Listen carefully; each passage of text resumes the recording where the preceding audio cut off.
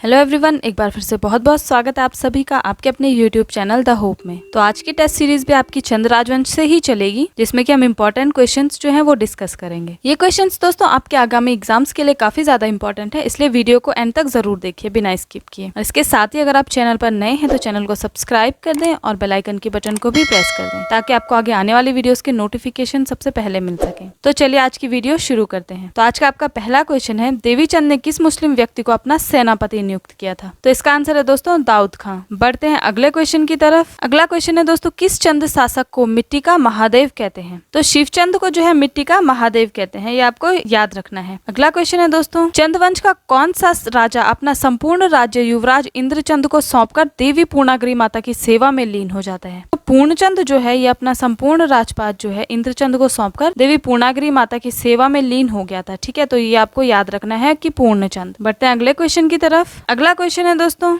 कुमाऊं क्षेत्र के ग्राम प्रधान की नियुक्ति और भूमि निर्धारण प्रणाली शुरू की गई थी। तो चंद राजाओं ने जो है भूमि निर्धारण प्रणाली जो है ये शुरू की थी, और इसके साथ ही साथ प्रधान की नियुक्ति भी इन लोगों ने ही की थी। और जो इनका प्रधान होता था वो माल गुजारी का काम करता था, और इसके साथ ही साथ जो पुलिस का काम होता था ये सारा भी प्रधान ही देखता था। अगला क्वेश्चन है, चंद राजाओं के शासन काल में राजापुर नाम से कौन सा नगर जाना जाता है? तो अल्मोड़ा जो है इसको राजापुर नाम से जाना जाता है। अल्मोड़ा को ही राजापुर कहा जाता था चंद राजाओं के टाइम पे। अगला क्वेश्चन है दोस्तों, चंदवंश में सबसे विद्वान और दानी राजा था? तो चंद राजवंश में जो रुद्रचंद है इसको सबसे ज्यादा विद्वान और दानी राजा माना गया है। अगला क्वेश्चन है दोस्तों, चंदवंश का मोहम्मद बिन तुगलक किसे कहा गया है? तो इसका आंसर है देवीचंद। और देवीचंद जो है इसको मोहम्मद बिन तुगलक क्यों कहा गया है? क्योंकि ये भी मोहम्मद बिन तुगलक की तरह ही बिल्कुल भोग विलासी राजा था, बहुत विलासी था और बिल्कुल अपने राजपाट पे ध्यान नहीं देता था, और इसके साथ ही साथ जो इसके सहकारी लोग होते थे उनसे घिरा रहता था।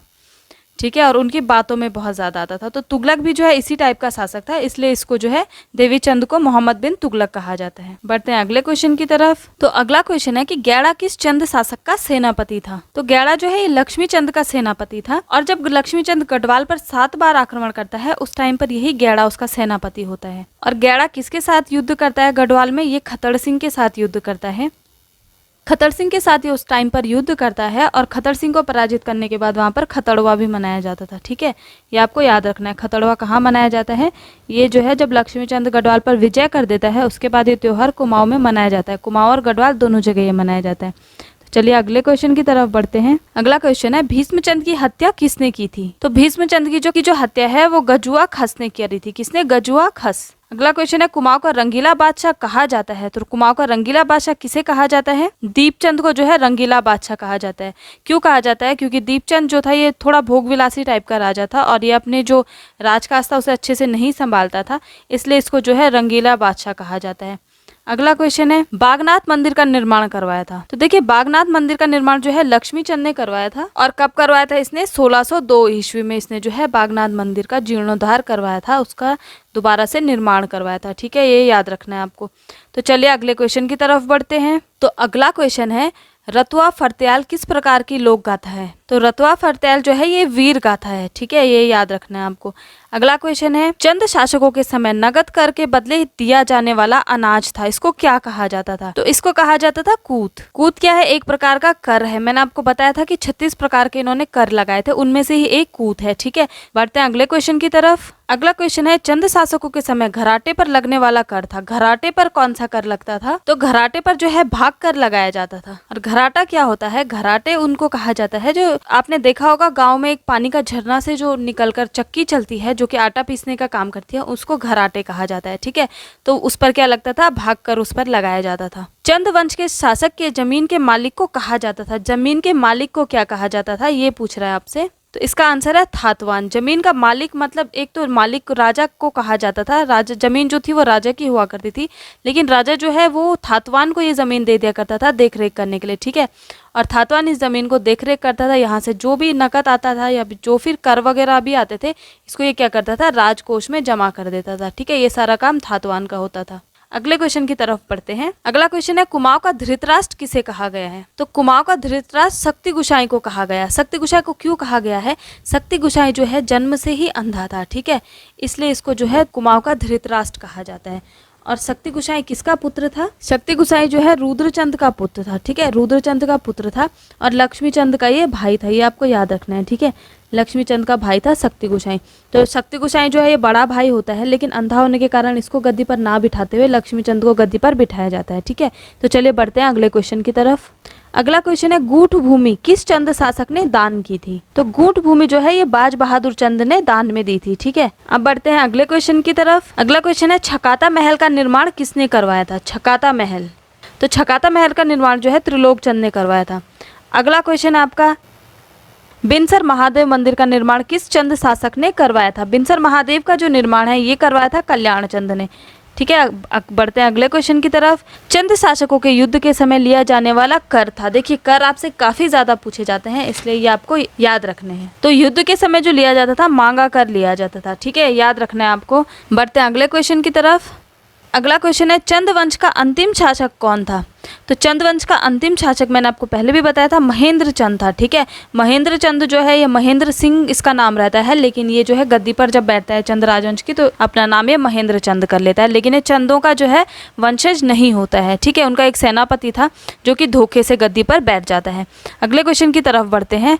अगला क्वेश्चन है किसने चंद शासनकाल की तुलना पंचायती राज के तुल्य माना है? तो इसका आंसर है बद्रीदत्त पांडे। बद्रीदत्त पांडे ने जो है चंद शासन को पंचायती राज के तुल्य माना है। बढ़ते हैं अगले क्वेश्चन की तरफ। तो अगला क्वेश्चन है कत्यूर घाटी में किस चंद शासक ने बद्रीनाथ मंदिर की स्थापना करवाई थी? तो बद्रीनाथ मंदिर की स्थापना किसने करवाई थी? ज्ञानचंद ने, ठीक है। कत्यूर घाटी में लिखा हुआ है, ये भी आपको याद रखना है। कत्यूर घाटी में किस चंद शासक ने बद्रीनाथ मंदिर की स्थापना करवाई थी? तो ज्ञानचंद ने करवाई थी। अगला क्वेश्चन है चंद शासकों के समय शौका व्यापारियों से स्वर्ण धूल के रूप में लिया जाने वाला कौन सा कर था? इसका है कनक। देखिए कनक सोने को भी बोला जाता है, तो यहीं से आप लोग जो है लगा सकते हैं कि कनक जो है इसका आंसर हो सकता है, ठीक है। अगला क्वेश्चन है आपका लाल मंडी किला को पोर्ट मोयरा नाम किसने दिया था? तो लाल मंडी किले को पोर्ट मोयरा नाम जो है कर्नल गार्डनर ने दिया था, ठीक है, ये याद रखना है आपको। अगला क्वेश्चन है आपका चंद शासक के काल में 8 कर क्या थे? ठीक है, तो इसका आंसर है 8 कर जो था ये लड़ाई संबंधी कर हुआ करता था। बढ़ते हैं अगले क्वेश्चन की तरफ। चंद वंश के किस शासक ने ताम्रपात्र में बेगार शब्द का प्रयोग कराया था? ठीक है, तो बेगार शब्द का प्रयोग किस चंद शासक ने करवाया था? इसका आंसर है लक्ष्मण चंद। लक्ष्मण चंद ने जो है ताम्रपात्र में बेगार शब्द का प्रयोग करवाया था, ठीक है, बेगार शब्द लिखवाया था। बढ़ते हैं अगले क्वेश्चन की तरफ। अगला क्वेश्चन है प्रद्युमन चंद नाम से कुमाऊं पर किस पंवार वंशीय राजा ने शासन किया था? इसका आंसर है प्रद्युमन शाह। प्रद्युमन शाह कब गद्दी पर बैठता है?